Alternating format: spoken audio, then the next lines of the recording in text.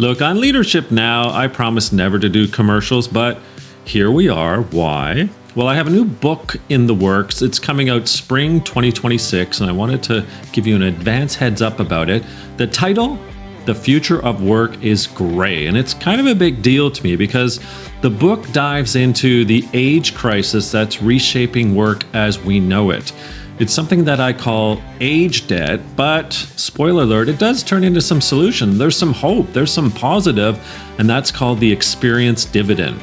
So if your workplace still thinks that age is a liability, well, it's time to retire that mindset. In fact, we might want to retire the word retire. So yeah, I don't do ads. This is a special occasion, and for it, I am willing to go gray. And maybe Grey Goose will sponsor me, not sure. Anyway, spring 2026, the future of work is gray.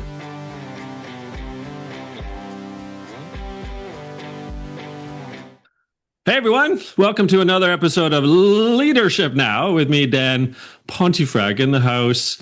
Ron Tite, or if he's French, maybe Tite, we're not sure. Ron Tite, entrepreneur, best-selling author, producer, Ron Tite.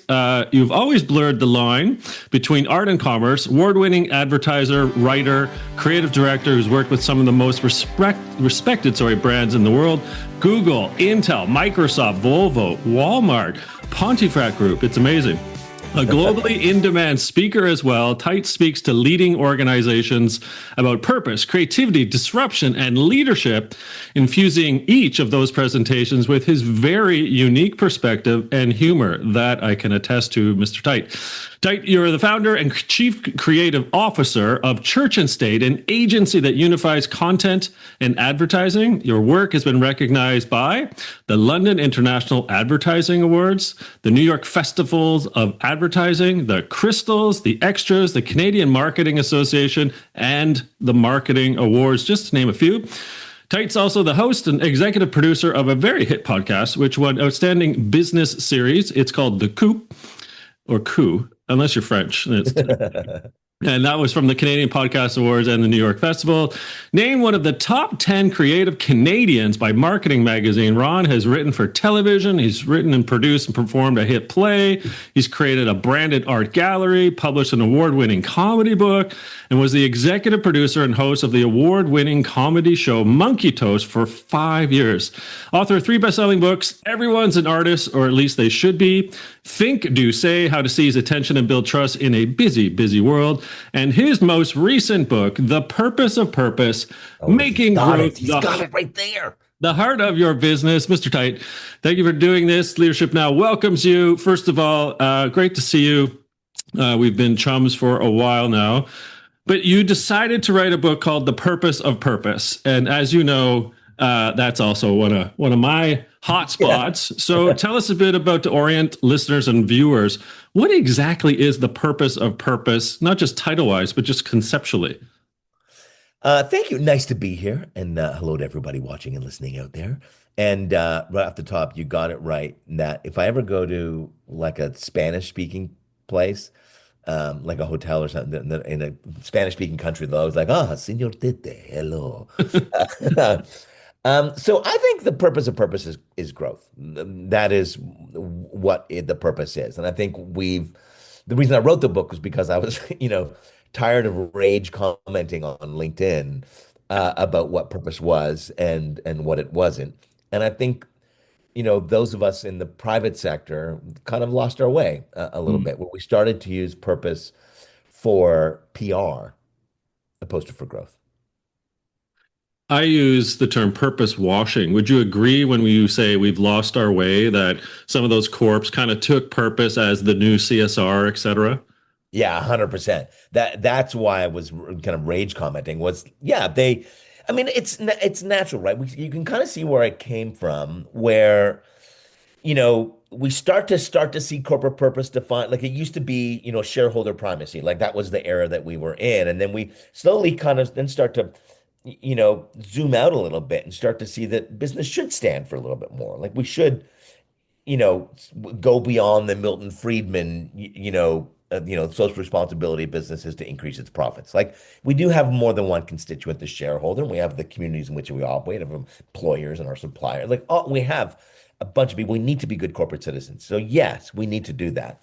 And then coming out of the pandemic, like, we started to uncover a lot of social issues. And not that they didn't exist before, but just the spotlight came on them. And that spotlight and the finger was pointed at the private sector, going, you people, you are the ones who are causing a lot of this. Some of that justified, some of it not.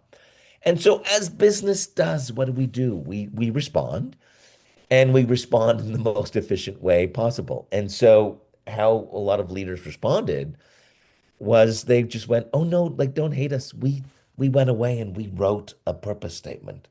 And so I think the intent was there that business and leaders, they want to do the right thing, but they don't know what the right thing is. And so it's just so much easier to elevate the importance of social cause and issue into something that we then called purpose and said, this is our entire reason for existence is saving the planet.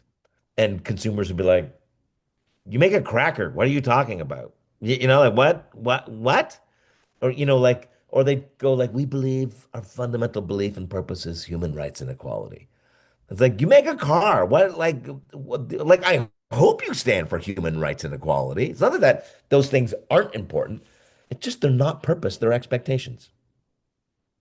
So you bring up who I call Uncle Milt. Milt Friedman back in 1970 basically said the purpose of a company is to induce a profit. Good for Uncle Milt. And then Yeah. you also in the book bring up a couple other characters and entities. Larry Fink, who of BlackRock basically came out and said, you know what, the purpose of a business is to grow and also to do good. The Business Roundtable, you also bring up, the BRT, as the cool kids say, came out with 185 or so CEOs, effectively, including Fink and many others from GE, et cetera, who said, hey, the purpose of a company is to do good and to grow. So a couple of things are happening in your book, and you say, look, it is actually about growth. You say that growth isn't a destination, it's a mindset. So help me and the listener viewer put the math together. Can you do math for me, Ron? So if growth isn't the destination, but it's a mindset, how Mhm. does the purpose for organizations, how does that calculate, I guess? What is it that you see that should be happening if it's not just a purpose statement and, taking care of your uncle and your farm and the planet and so on? Yeah, and thank you. Thank you that it's simple math because I was afraid it was going to involve calculus, but this is simple addition and I would have subtraction. given you the calculator in advance to let you know that serious math was going to happen there. Yeah.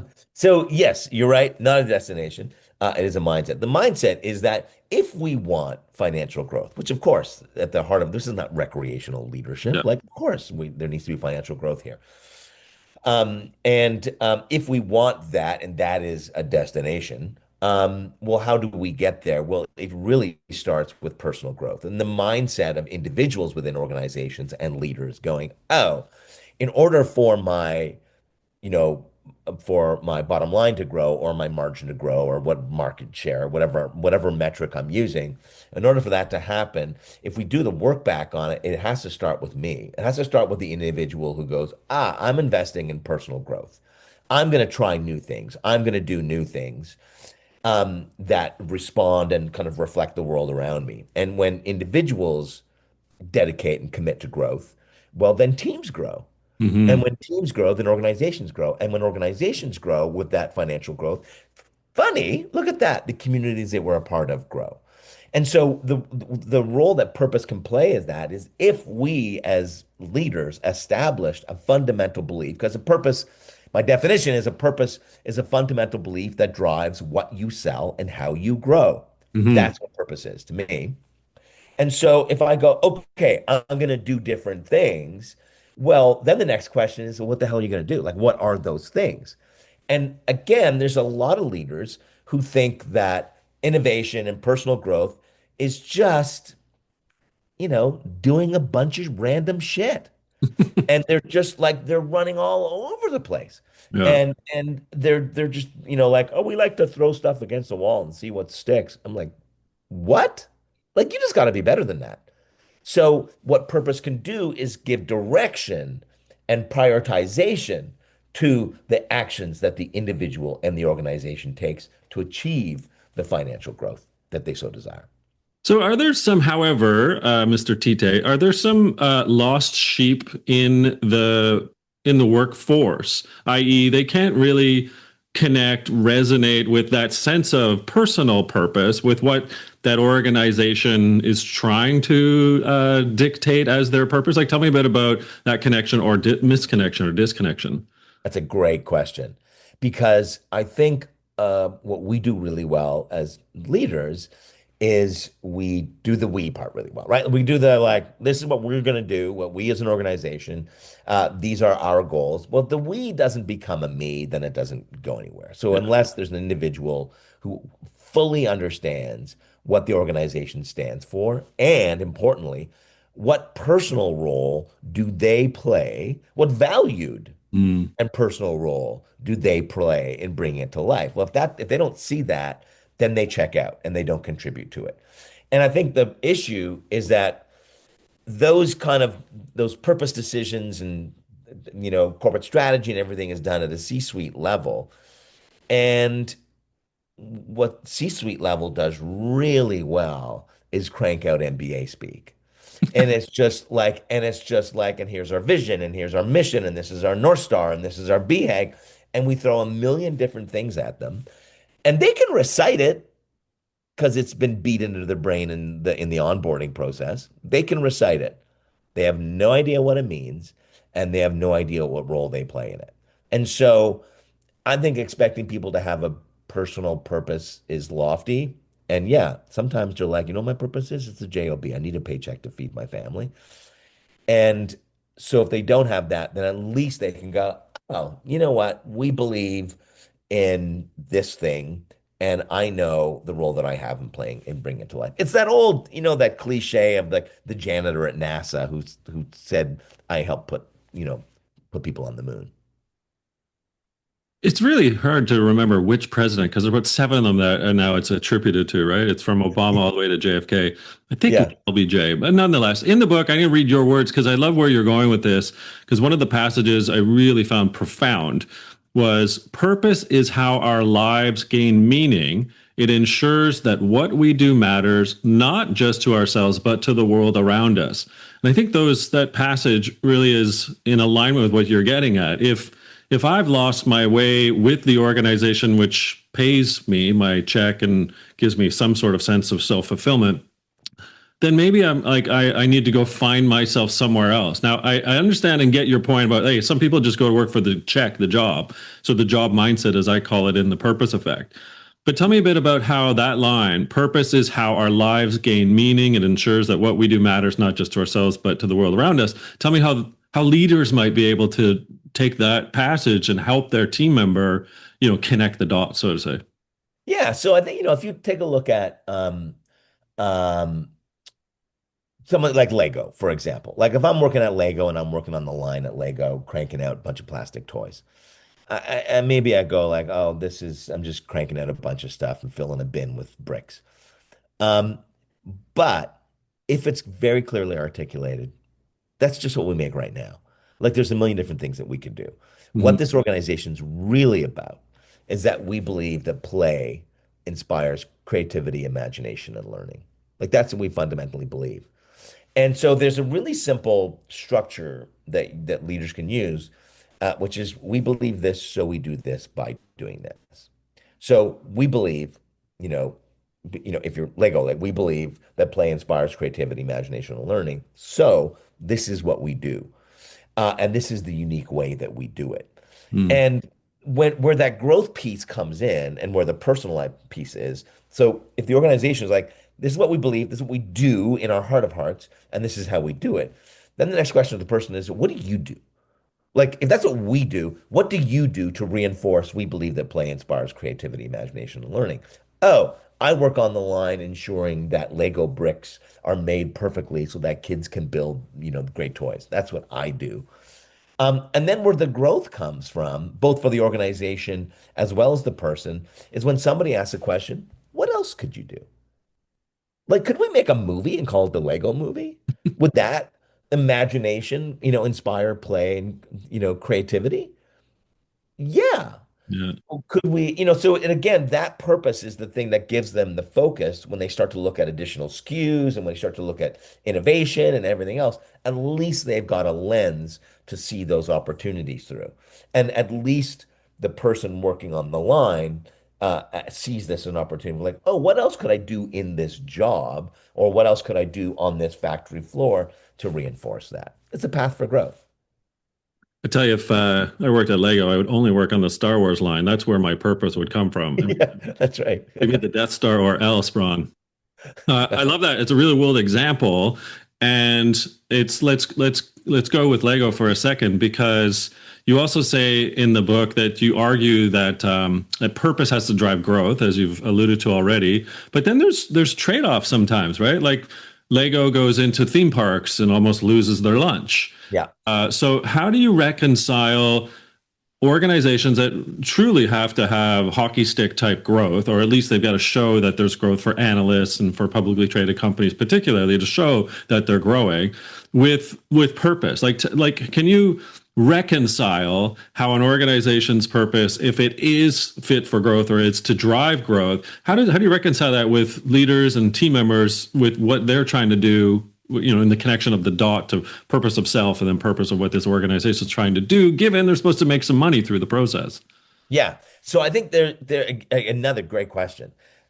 There's I think you can apply that purpose in two ways or two methods of exploration, inside and outside. So again, both for the person as well as the organization. So inside, the first question is some growth will come through efficiency. So, that financial growth that you need. And so what are we currently doing to reinforce this purpose? And how can we do that in a way more efficient way? So do our people have the right tools? Are we investing in innovation to drive inefficiency out?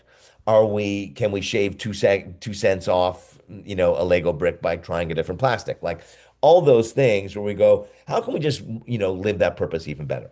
And then for leaders, it's the same thing. Like we go through that same process that organizations go through where we think we should try a bunch of stuff. And Mhm. so people are like, I'm drinking all the Erin King, who's a wonderful speaker and human. She's got this great rant of like, and we're trying all the vitamins and we're doing the ice cold plunges and we're downloading the app on time management and then it ends with her kind of screaming about and then we're doing goat yoga. Like we're trying to do all the things to make us more efficient. And we're just trying a bunch of random stuff. So we need to prioritize those against like our personal purpose, or how can we personally live up to that organizational purpose? What are the three things that we can do differently? So that's inside. And then outside is, how do we have a better understanding of of our target, our consumer, our client, or a phrase that I've been using lately, which is I think resonating with people, was like, who are we fighting for? Like, who are we really fighting for here? And so, what are some additional ways that they need us to bring this purpose to life, to serve them? And some of those things they don't know about. So the theme park examples that nobody would ever say, man, I wish Lego had a theme park. That doesn't mean it's a wrong idea. Back to that Henry Ford, if I had asked them what they wanted, they would have said a faster horse. So I think some of those things will come from a wonderful, insightful appreciation and understanding of the people you serve. Mm. And whether you do that through a customer journey map, or whether you do that through focus groups, or looking for blips and friction along the way, and looking for additional SKUs and revenue streams and services that can just help improve their lives. Some of those things, then we just need to evaluate and do a best job of forecasting of biggest bang for the buck. Like what's going to have significant impact for this, whoever we're fighting for. Um, and how much is it going to cost us? So the theme park, man, that's a heavy, heavy lift. That's a massive investment, and you can't do it until you invest all the way. Are there some other incremental things that we could do to drive similar growth in the short term? But at the end of the day, some things are going to work and some things are going to fail. That's why you have to put as many variables in our favor as possible. So I guess, does it matter, right? I mean, I've been researching purpose for the past decade. So the Purpose Effect came out in 2016, means I probably started thinking about it, writing about it in 2014-ish. And so my question for you is, in 2024, Gallup discovered that only whatever, 39% of employees could recite and sort of say, well, this is what my organization stands for, i.e. the purpose of the organization. What's the, I guess, the performance theater versus the performance driver question, right? Like, how much is it really affecting the individual, the community, the organization, society? Are we barking up a tree, even though both of us have published books that are about purpose, that is sort of like, you know what? It is what it is. We don't really need it. Where people are writing about it. Yeah, there's like little shiny objects over here called our purpose statement. And yeah, we stand for purpose. We put out a purpose annual report. Tell me a bit about me being the cynical author asking the newly furnished purpose author about worth it or not. I can tell by your perspective that you've gotten some eye rolls from people, right? We were like, oh, you're okay, great. Yeah, and I've got those as well. And you're right that, I think it's part historical because in some ways it's the latest thing. It's, just before we start talking about purpose, it was North Star. Mhm. And really, this is our North Star. And so leaders do this where they come out with the latest thing and they go all in on it. And then there's very little follow-up and there's very little commitment to actually living it and seeing it through. And so because of that, I think the cynicism comes from people like, there's going to be another thing in 3 months. Like just next quarter, just give it some time. There'll be a new thing and we'll be all focused on that. And they're right. Mm. They're right. They're 100% right. I mean, and it's not just those holistic drivers and kind of, vision type things for organizations. There's operational trends as well, where how often were we talking about big data, big data, big data, big data? And before we had a chance to really implement and do some wonderful things with it, we were onto AI. And now people are all in on AI and operationalizing AI at every corner or trying to, or at least they're talking about it. Yeah. So historically, yes, people are cynical because that's what leaders do. We talk about stuff, we don't actually do anything about it. So I think the way to do it is to simplify it. And if you simplify it and go, call it what you want, this is what we believe, this is what we do, and this is how we do it. And let's not try and make it, don't overthink it. Like remove all the rest of that intellectual and cognitive clutter and just keep coming back to it to reinforce it. And whenever there's a new input or there's every interest rate change, C-suite is like, we need a new purpose. We need a new, and we kind of go back to the drawing board. And I go, no, what are you talking about? You've got it.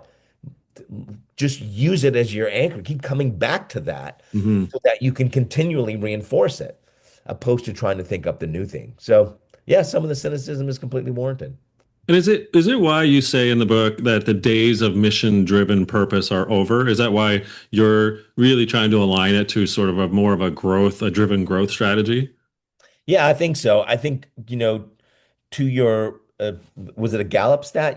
You said the 37% can recite like, I imagine the numbers are probably around the same for their mission statement and their vision statement. Yeah, fair. Like, I don't know. I think it's this weird thing where leaders, they just default to, well, that's the thing that we need to do. And they Hmm. go, we want a mission. It's kind of like an advertising. Clients will come and they go, we need a tagline. And we go, why? And they're like, what? Isn't that just, aren't we supposed to ask for that? You know, and leaders think that's the first thing they need to do is revisit mission and vision. So I think just get rid of all of it. Get rid of all of it and just go, we believe. This is what we believe. This is what we do. This is how we do it. Now let's get back to building the business. The belief part, actually, you've written about a couple stories and alignment of trust and sort of the currency of trust, right, to the employer, to the employee. So how does how do I, as an employee or a leader, looking up to that C-suite, looking up to like where are we going in this strategic plan? How does trust align to purpose and from a growth engine perspective again? Like, do I believe in where we're heading? Tell me how you would unpack that for us. Yeah, I mean, we're at I call it the trust recession. We're Yeah, never been lower and that's trust that consumers have for the brands they buy, trust that employees have in leaders, trust that the rest of us have in government, in business, and every trust has never been lower. So I think when we can take a foundation from uh, from a purchase to a belief, now it becomes that our foundation isn't tied to the sale and that we can still believe in something regardless of whether somebody buys the thing we sell. And that, a great kind of metaphorical example is if you look at the difference between SNL update, Saturday Night Live news update, it's called update, yeah. yeah. Um, the difference between that and kind of like what Jon Stewart does on a daily basis, or John Oliver, Mm-hmm. or Trevor Noah, Samantha Bee, all those people in their prime. Well, there's a massive difference. It's the same product. It's news parody. It's the exact same product. But what's the difference between the two? The difference between the two is that Weekend Update on Saturday Night Live has no greater purpose. There's no fundamental belief behind that. It's just another way to sell jokes. Yeah, And it's funny. yeah, It's really, really funny. But it's just another skew. It's just another format for Saturday Night Live to do jokes. But when you look at John Oliver and Jon Stewart, also news parody, but they seem to be grounded in a truer fundamental belief. And that they don't seem to care whether we'd laugh or not, because there's a deeper meaning behind what they do. yeah. And I think that resonates with us more. I think we pay attention more. And it's just fuller calories. Weekend Update is great. It's empty calories. It has no significant impact on our life. We don't share a lot of that stuff, but we'll share a John Oliver piece. It goes way back to 2014. John Oliver appeared on it was a show on CNN, Tucker Carlson's first show. And it was like from the left, from the right. And they would always have this thing. And they had Jon Stewart on to sell his book. Now, when stand-ups and comedians typically go on news shows where they have a bigger audience than they've ever had before, we all know what they do. They re-rehearse these pre-written bits and they just look to jam in their best stand-up material into the interview so that they can lead with the products that we buy the book, we buy the ticket, we buy the album, all that stuff. And when they had Jon Stewart on this show, on Crossfire it was called, to sell the book, and they gave him the opportunity to go like tell us about, do your best bits kind of thing. And Jon Stewart's response was, no, I'm not going to be your monkey. And it was this moment of like, what comedian doesn't take that opportunity to sell their shit? And why? Because he was driven by a way more profound belief. He still sold what everybody else sold. But that belief, that led us to go like, oh, I trust this guy. Because when he had the opportunity to pitch us, his belief was way more important than his jokes. Mm. And I think that when our beliefs are way more important than the thing we sell, now we separate ourselves from everybody else in the category. And that's an organization that a lot of people want to work with.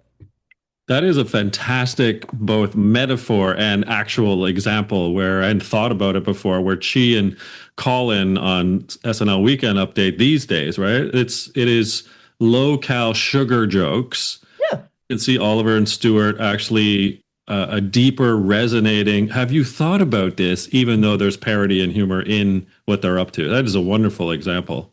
Oh, thanks. Yeah.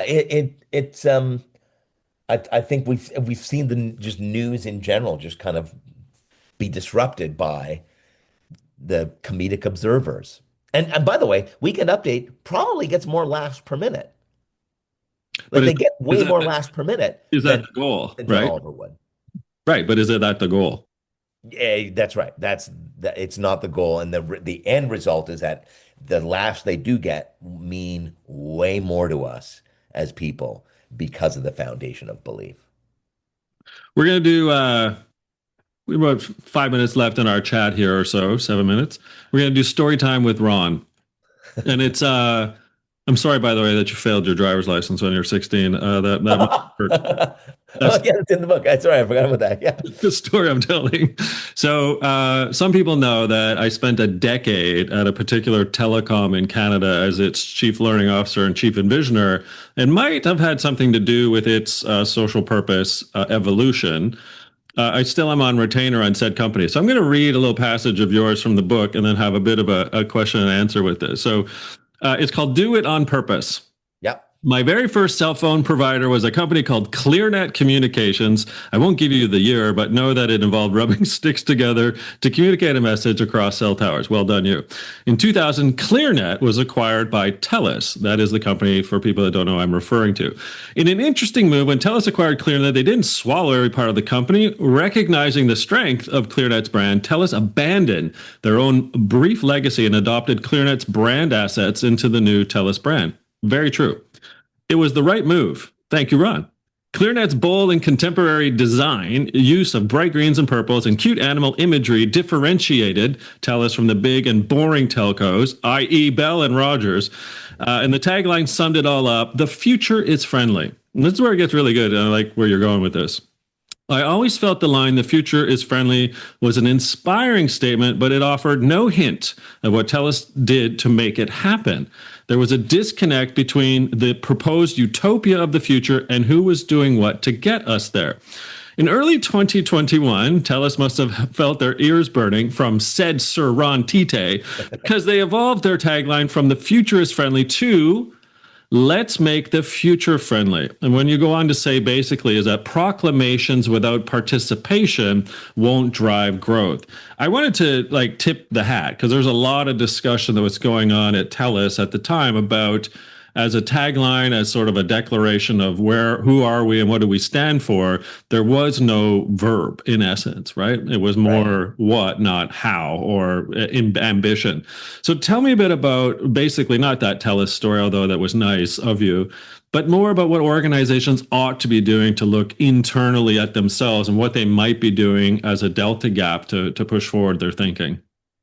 Yeah, I think that it's that destination versus participation and mindset thing, right? Of like we'll often talk, brands will talk about this great place that they will take us to. And there's a kind of a great example now of like, people don't they're not about it's not about buying, it's about being. Hmm. And that what do they want to they don't want just to buy something, they want to become something Hmm. that purchase will allow them to become a new version of themselves or whatever. And but without the substance and the acknowledgement that it doesn't just happen, then I think they're left, either, at worst they don't trust the promises made, or it's just it's complex and they don't kind of see their role in that of how they get to this new place. And certainly products help them play a role in doing that, both emotionally and rationally. Hmm. There's speeds and feeds and configs and features and ingredients and all that can feed into that. But brands play a huge emotional role in their lives and can give them confidence that they're making the right choice, and or can make them appear to be more contemporary than they are, all of that.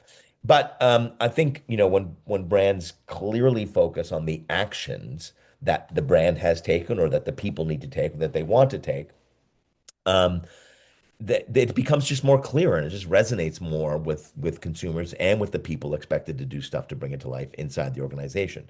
Like, the cliche example is Mike Nike telling people like just do it. Like just do the thing that will help you be the athlete you want to be. They didn't even talk about the destination. They just focus on the action. Like just do the thing. Just do the thing. And they assumed that people knew, or they could fill in their blank on what the action would allow them to become. Right. It's Yeah, I good. thought Talis did a great job with that. Lisa Mark, the head of brand, was just did a really, really great job with it. Oh, it's amazing. Well, just wanted to tip my hat to you recognizing something that I know a lot of really smart people we're thinking about, and still to this day, as I sit on retainer with that organization, it's why I sit there, is because I really appreciate and am a part of a group of people that are trying to do it differently than many other companies in the world, not just in Canada. So thank you. Wanted to say, Yeah, yeah, thanks. It's a wonderful, and we should also tip of the hat to Jane Hope and Paul Lavoie, who have founded Taxi and Jane did a lot of that early design work for ClearNet and then into Taxi, and it still completely holds up. well, this has been so much fun. We held up after 30, 35 minutes or so. So thank you for this. Ron Tite, founder and chief creative officer of Church and State, author of The Purpose of Purpose, Making Growth the Heart of Your Business. Tell us where we can find more about the incredible Sir Ron Tite. Well, you can just go to rontite.com. It's all there. It's just that easy. Tite. Yeah, and the book is available wherever you get your books. And bonus question, what's Mr. Tite working on next? Well, I'm always working on the next book. I'm always working on the next speech. And I want to focus on I need a working title, right? Like in order to make it real, I think you need a title, even though the title is going to completely change. The original title of The Purpose of Purpose was Now What? And then I just abandoned that when the content changed along the way. But so the current working title is Words at Work, which is really focuses on that internal communication that we and I see this as an ad guy. Like I just see organizations spending so much money on external advertising and external messaging. But the real powerful marketing is when we recruit and train individuals to deliver on the promise that is made. And so how are we communicating inside organizations? Because if we do that better, then we need less money on the outside. So that's kind of the topic I'm exploring. No more MBA speak inside either, my friend, right? That's what Yeah, yeah, exactly, exactly.